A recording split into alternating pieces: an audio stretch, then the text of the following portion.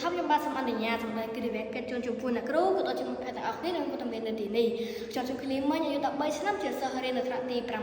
1នៅសាលាបាធីអន្តរជាតិទី20សាខាចំចៅថ្ងៃនេះខ្ញុំបានមានសេចក្តីសំណោះរៀបរៀងក្រៅលែងដែលបានឡើងបកស្រាយនៅប្រធានបទមួយដែលបានលើកឡើងថាគ្រូប្រឹងសពប្រែងអាណាព្យាបាលជំជ្រែងទៅមានគុណភាពល្អចូលបញ្យល់អ្នកគ្រូជាទីគោរពនិងមិត្តភក្តិជាទីមេត្រីដូចយ៉ាងបានដឹងគ្រប់គ្នាហើយថាកិច្ចការទាំងឡាយដែលកើតឡើងនៅក្នុងសង្គមជាតិដែលកើតឡើងដោយស្នាដៃមនុស្សគឺសុទ្ធសឹងតែកើតឡើងដោយការយកចិត្តទុកដាក់ឆន្ទៈការព្យាយាមអំណរអត់ធ្មត់និងការត្រិះរិះពិចារណាជាប្រចាំយ៉ាងណាមិញការអប់រំក៏មានដំណើរការទៅឆ្ងាយនិងជាសិល្បៈឆ្លាក់បន្លឹងសម្រាប់សង្គមជាតិមួយផងដែរដែលមិនអាចបង្ខំបានដើម្បីជាម្យ៉ាងជំនះនៅអនាគតភាពនិងម្យ៉ាងទៀតដើម្បីបណ្ដុះធនធានមនុស្សឲ្យដើរទាន់ទៅនឹងសម័យកាលនីមួយៗផងដែរការនេះអាចប្រព្រឹត្តទៅបានលុះត្រាតែមានការចូលរួមពីតួអង្គពាក់ព័ន្ធនិងតួអង្គសំខាន់ៗផងដែរដូច្នេះទៅមានគតិមួយលើកឡើងថាគ្រូប្រឹងសឹកប្រែងអាណាព្យាបាលជំជ្រែងទៅមានគុណភាពល្អដូច្នេះតើគតិខាងលើមានអត្ថន័យដូចម្តេចមនុស្សជាដល់ការបកស្រាយគតិខាងលើឲ្យកាន់តែស៊ីជម្រៅខ្ញុំបានសូមលើកយកនៅពាក្យគន្លឹះចំនួន3ពាក្យមកធ្វើការបកស្រាយចំនួនសិនដោយយោងតាមវិជ្ជាក្រមខ្មែរសម្រាប់ព្រះសង្ឃគរិយុណាបានអនុញ្ញាតន័យពាក្យថា1គ្រូថ្នាក់វិជ្ជាមានន័យថាជាអ្នកដែលមានសេចក្តីអំណរអត់ធ្មត់និងបង្ហាត់បង្រៀនសិស្សដល់ចំណេះដឹងផ្សេងៗទៅកាន់សិស្សទី2សិស្សថ្នាក់វិជ្ជាមានន័យថាជាអ្នកដែលទទួលចំណេះដឹងផ្សេងៗពីគ្រូនិងទី3អាណាព្យាបាលថ្នាក់វិជ្ជាមានន័យថាជាអ្នកគ្រប់គ្រងថែរក្សាបីបាច់ទំនួលបំរុង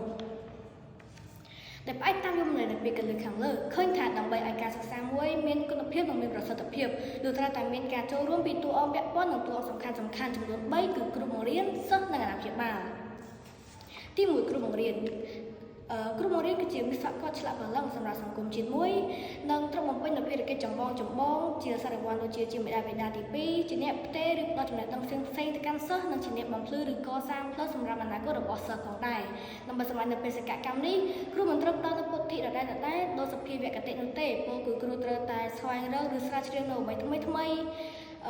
ពង្រឹងសុវត្ថិភាពនិងស្វែងរកនៅកលឹះដែលធ្វើឲ្យសិស្សងាយយល់ដើម្បីបញ្យល់ឲ្យទៅដល់សិស្សនិងធ្វើឲ្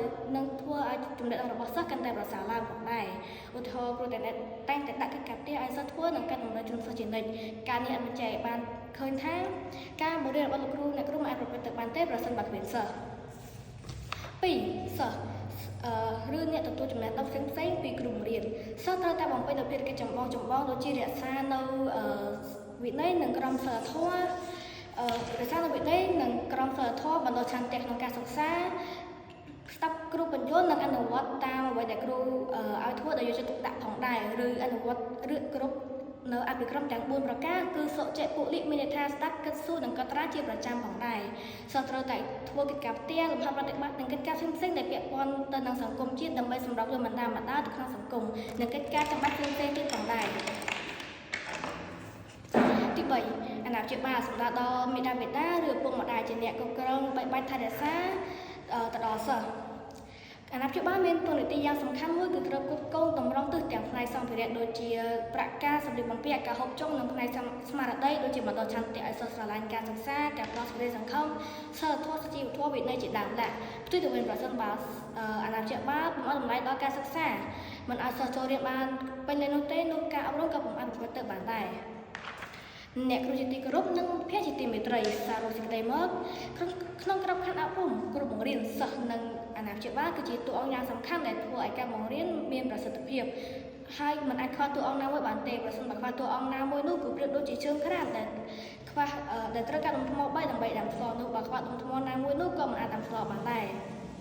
ដូច្នេះដើម្បីឲ្យការសិក្សាមានប្រសិទ្ធភាពនិងមានគុណភាពល្អគឺត្រូវតែមានការចូលរួម